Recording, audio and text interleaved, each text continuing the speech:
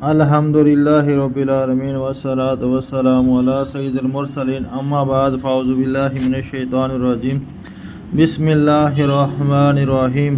حضرت ابن عمر سے روایت ہے کہ رسول اللہ صلی اللہ علیہ وسلم نے فرمایا، درختوں میں سے ایک درخت ایسا ہے جس کے پتے نہیں گرتے اور اس کی مثال مسلمان کی طرح ہے۔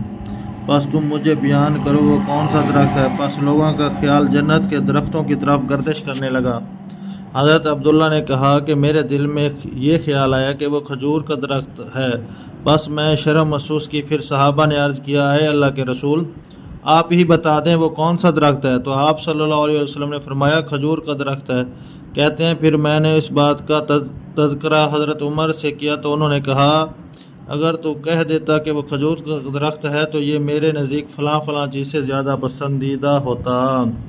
ایک اور روایت میں ہے، حضرت ابن عمر سے روایت ہے کہ رسول اللہ صلی اللہ علیہ وسلم نے ایک دن اپنے صحابہ کرام سے فرمایا، مجھے اس درخت کی خبر دو جس کی مثال مومن کی طرح ہے۔ پس صحابہ نے جنگل کے درختوں کا ذکر کرنا شروع کر دیا۔